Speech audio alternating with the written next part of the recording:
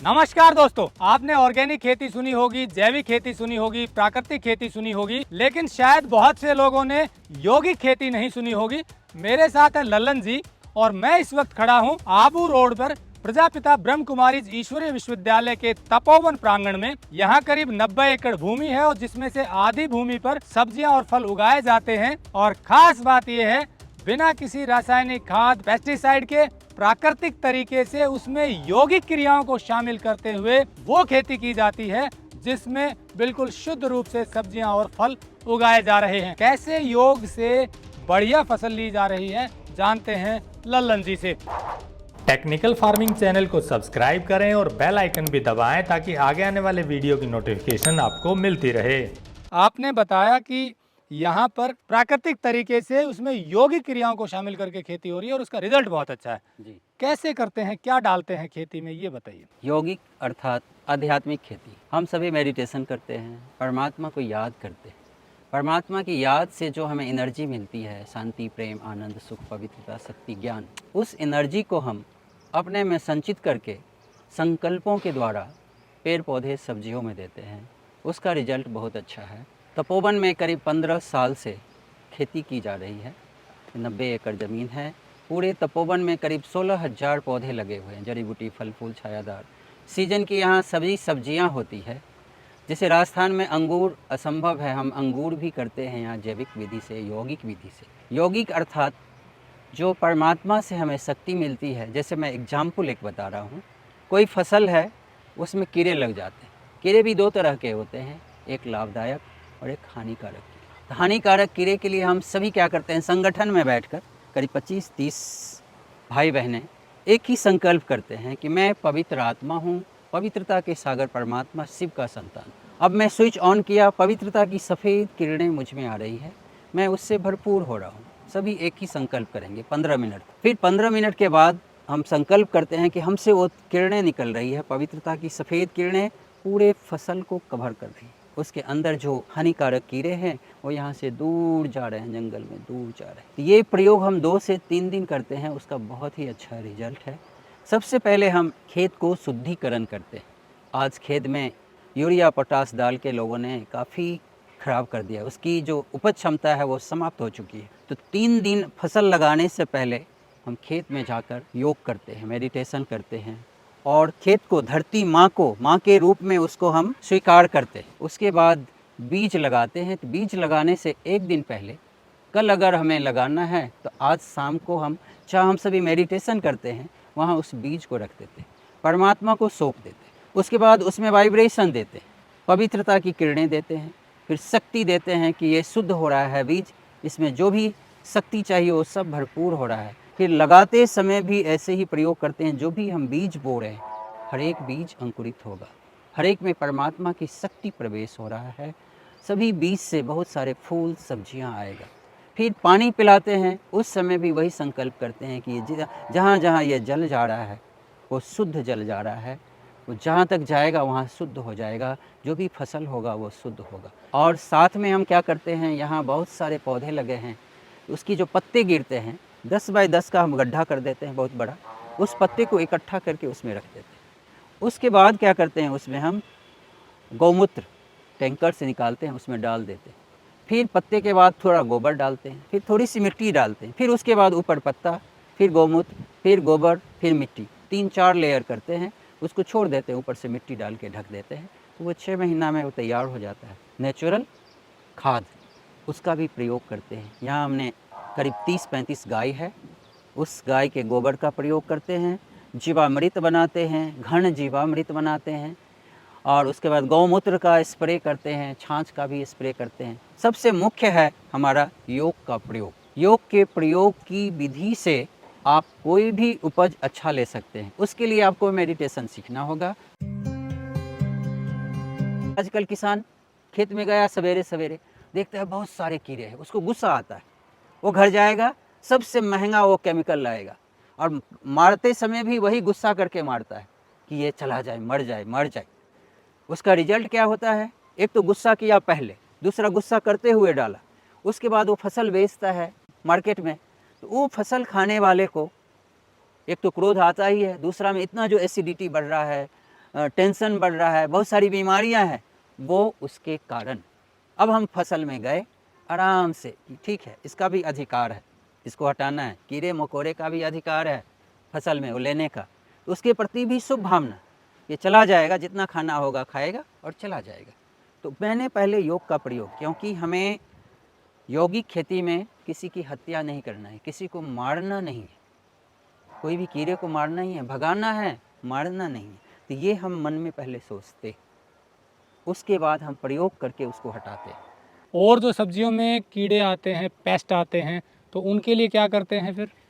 उसके लिए क्या करते हैं, हर जगह नीम के पत्ते होते, नीम का पेड़, तो मैं क्या करता हूँ, नीम का तेल मिले तो बहुत ही अच्छा है, गौमूत्र तो मिलता ही है, 15 लीटर पानी लेते हैं, ½ लीटर उसमें गौमूत्र डालते हैं और 50 ग्राम नीम का तेल। अगर नीम का तेल नहीं मिले, हर जगह नहीं मिलता है, तो नीम के पत्ते बहुत सारे होते हैं, उसको क्या करना है, 5 किलो पत्ते को 10 लीटर गौमूत्र में उबाल देना है। अगर थोड़ा है तो 2 लीटर में 250 ग्राम पत्ते को उबाल कर आधा करना है, फिर उसको रख लेना है।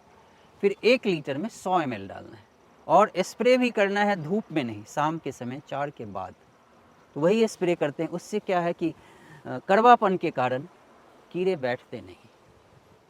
और करंज के भी पत्ते का स्प्रे करते हैं, छाछ का स्प्रे करते हैं। खट्टी छाछ को हमने क्या करते हैं, तांबे के बर्तन में रख देते हैं, फिर उसको 3 दिन रखने के बाद वो बहुत सारे सड़ जाता है, फिर इसको हम पानी मिला देते हैं। 5 लीटर रखा, फिर 5 लीटर में हम 20 लीटर पानी मिलाते हैं, फिर उसको तैयार करके फिर स्प्रे करते हैं। उससे कीड़े नहीं लगते हैं और साथ में ये फसल जो है एकदम ग्रीन दिखाई देगा और फसल का साइज बढ़ता है।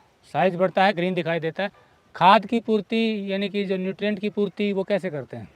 वो हम साल में 1 बार गाय का गोबर डालते हैं और दूसरा जीवामृत।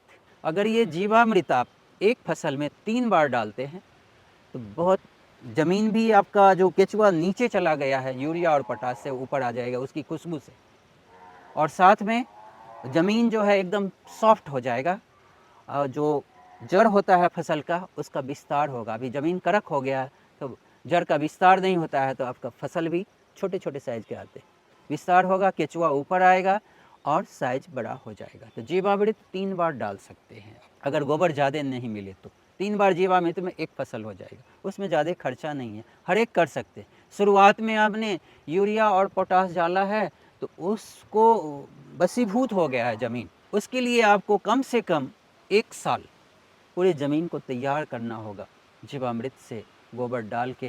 ये जो है जितने भी कचरे होते हैं उस सब को, फसल अवशेष से जी, तो उस सब से आप वो ज़मीन एक बार तैयार हो गया फिर वो देता रहेगा। लेकिन जब ज़मीन में बोते हैं तो धरती माँ एक्सेप्ट कर, धरती माँ को माँ समझकर अगर आप खेती करते हैं बहुत उपज होगा। बहुत पहले की बात है कि किसान जब घर से निकलते थे तो किसी भी देवी देवता या इष्ट को अगरबत्ती दिखाते थे, वहाँ बीज रखते थे और उसको शुद्ध करके जाते थे खेत में बीज बोने के लिए। तो वो समय अभी आया है, वही हम शुद्धिकरण कर रहे हैं। और उस समय में कुछ नहीं, यूरिया और पोटाश कुछ नहीं, सिर्फ राख लेके जाते थे, राख का छिड़काव करते थे। यहाँ भी हम प्रयोग करते हैं, हम आलू लगाते हैं, आलू के समय में जब छोटे पत्ते निकलते हैं उस पर बहुत सारे बैक्टीरिया आता है, तो हम राख यहाँ लकड़ी जलाते हैं और राख का प्रयोग सवेरे सवेरे करते हैं, तो उससे वो कीड़े दूर चले जाते हैं, क्योंकि उसमें पोटाश होता है। पोटाश के कारण जब वो कीड़े उस पर बैठते हैं तो उसका जीभ कट जाता है, इसके कारण वो दूर चले जाते हैं। तो हम फिर से शाश्वत यौगिक खेती जो परंपरा से चले आता है। यहाँ कुछ भी नहीं था 15 साल पहले, एक भी पेड़ पौधे नहीं। अब धीरे धीरे तपोवन में 16,000 पौधे लगाए, हर स्टेट का आम लगाया, दुबई का खजूर लगाया, वो भी 5 साल से आ रहा है, काफ़ी मीठा। अंगूर लगाया है, अंगूर जो राजस्थान में हो नहीं सकता है, काला और हरा, ये भी 10 साल से आ रहा है। संतरा, मौसमी, अनार, चीकू, हर प्रकार के फल भी लगाए हैं जो काफ़ी स्वादिष्ट, और आपको लगेगा कि हम फल खा रहे हैं। यहाँ जो हम खड़े हैं ये ब्रोकली है, इसमें कुछ भी नहीं डाला है, सिर्फ पानी, 1 बार गोबर खाद डाला और योग का प्रयोग किया। तो अब देख सकते हैं इसका साइज भी बहुत बड़ा है। हर सीजन की सभी सब्जियां यहाँ हम उपज करते हैं।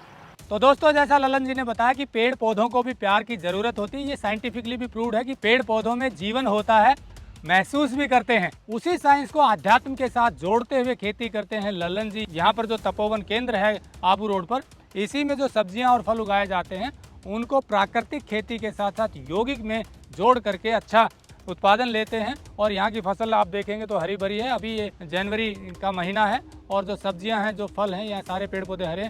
तो ये चीज़ें सिखाने के लिए यहाँ ट्रेनिंग भी दी जाती है। वो ट्रेनिंग आप लोग भी ले सकते हैं। कब दी जाती है ये भी पूछ लेते हैं। ये ट्रेनिंग आप जो करवाते हो, कैसे करवाते हो, कब करवाते हो? यहाँ ग्रीन हॉल है, फार्मर्स ट्रेनिंग सेंटर।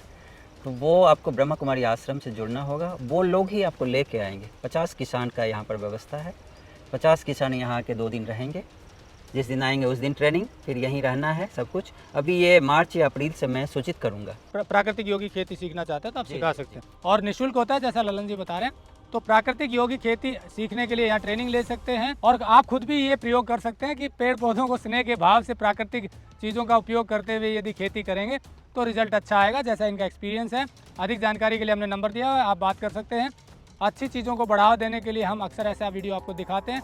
केमिकल और रासायनिक का कम से कम प्रयोग हो और प्राकृतिक चीज़ों को बढ़ावा मिले, यही टेक्निकल फार्मिंग का उद्देश्य है। आपका प्यार मिल रहा है, इसी कड़ी को आगे बढ़ाते रहिए। जुड़े रहिए टेक्निकल फार्मिंग से। नमस्कार, जय हिंद।